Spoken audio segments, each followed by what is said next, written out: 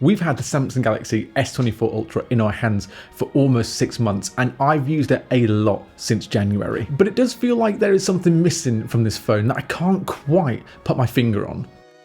Let's just start by saying that if you want the best Android phone out there, then the S24 Ultra is probably it.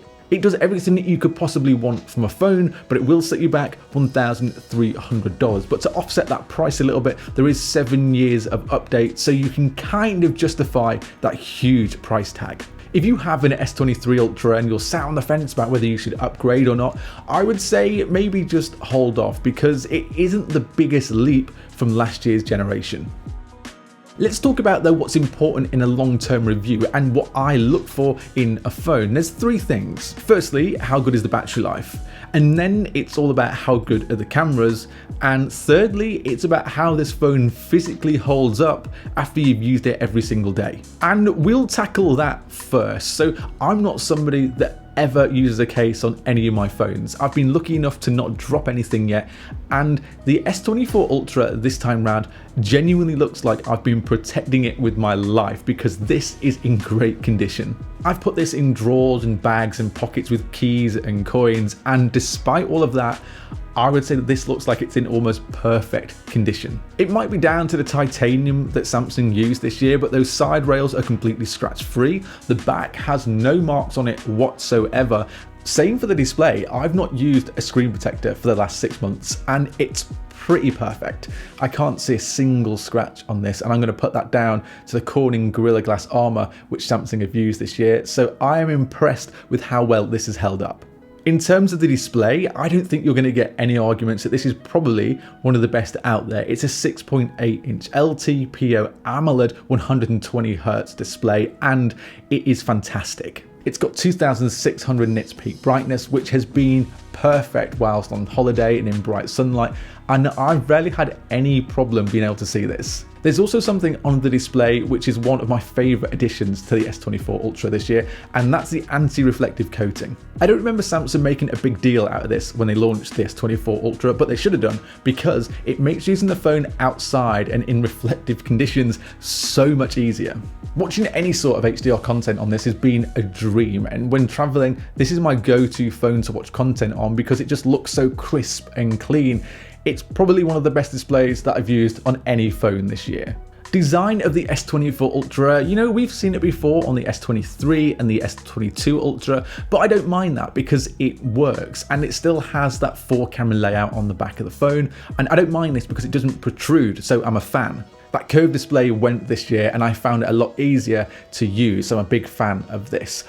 It is though absolutely huge, and that's the one thing that I always forget when I have any time away from this phone. So comparing it to the Pixel 8 Pro or the iPhone 15 Pro Max, you can feel the difference, and it might only be slight, but it's enough. I'm going to put this down to those boxy corners of the S24 Ultra, and this is one of my only nitpicks with this phone, is that if you use it for a long period of time, it does start to dig in and it does hurt slightly. And I'm not saying that it's going to be agonizing pain when you're using this, but I mean, it is a little bit uncomfortable. So it's one thing of the design that I don't really like, and I hope that Samsung go with the rounded corners when it comes to the S25 Ultra.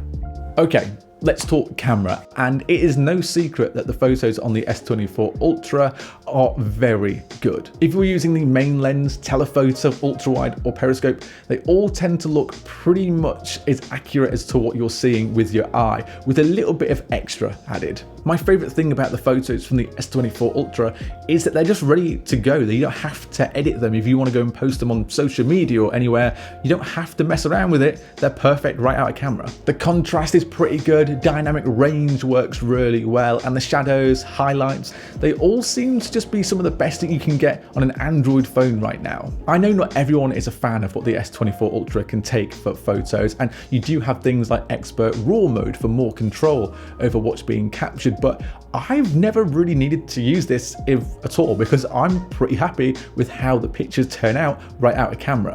There are situations, no matter what lens you use, in low light, I've noticed it does struggle a little bit, and I've noticed this more on the ultra wide than I have on any of the other lenses. But speaking of that ultra wide, I have noticed that when you use this in any conditions, the detail does sometimes drop a little bit, and it's not hugely noticeable, but it is something to keep your eye on. Using the telephoto and the periscope lens are two of the lenses that I've probably used more than anything, and I think that the details that this can capture are really pretty good.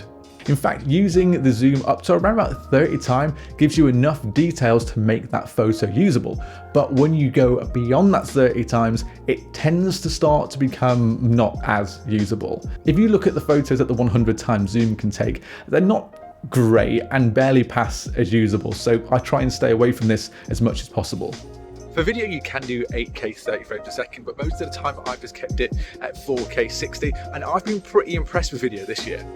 I'm really impressed with how these videos turn out, and stabilization over the past few years has been my major complaint for video on Samsung Galaxy Ultra phones, but this year they seem to have got it just right, and it genuinely looks fantastic.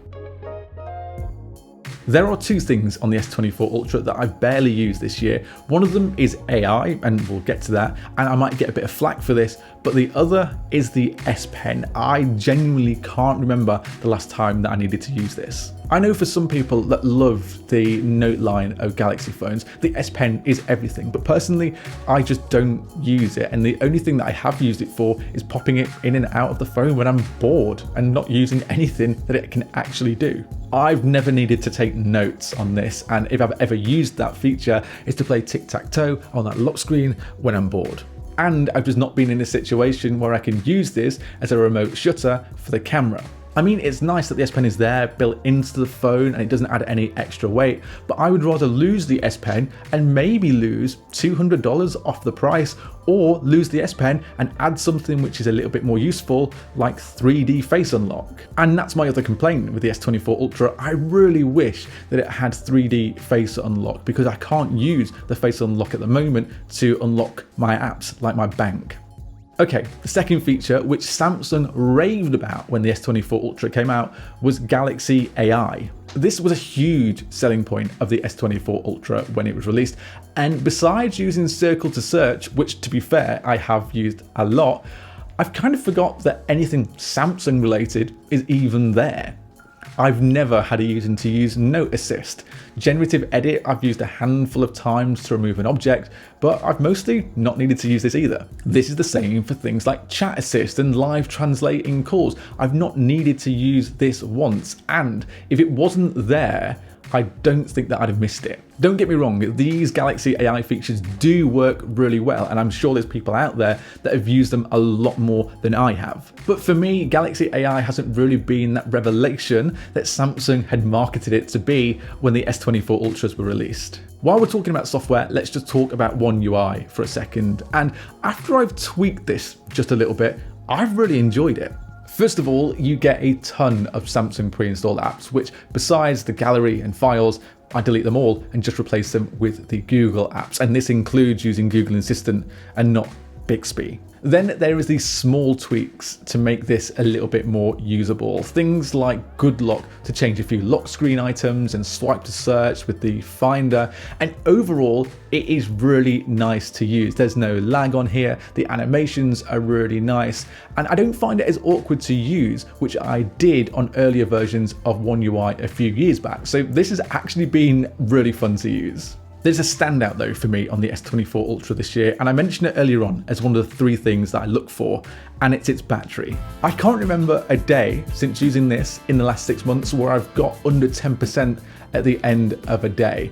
This is also on days when I'm taking videos, pictures, watching content, so I'm really impressed with it. It's a 5,000 mAh battery, which I wish they'd upgraded a little bit this year because we saw it in the last couple of generations, but I have to say, it does a really solid job day to day. I'll admit, there are some days where I'm just not the heaviest user, and on those sort of days, I can get a day or a day and a half easily out of this battery. All I ask for in a flagship phone is to give me battery that I don't have to think about charging. I want to charge it once a night, and that's that. And the S24 Ultra gives me exactly that. However, it is lacking a bit of excitement this year.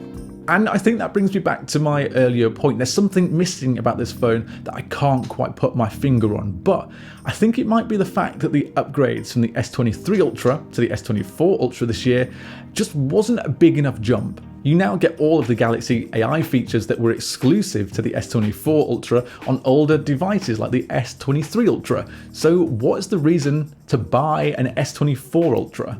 I waited Samsung to blow me away with the S24 Ultra this year, and I can't say that it's blown me away, but I'm also not disappointed with this phone. It's still one of the best Android phones you can get out there in 2024, but if you want all the features of the S24 Ultra, but don't want to spend the $1,300, then the S23 Ultra is probably still hanging around for a lot less money. Let me know what you think though of the S24 Ultra this year. If you have one, how have you found it holding up over the past 6 months or so? Before you head off as well, make sure you subscribe to the Android Authority YouTube channel, and if you do that, then I'll see you later.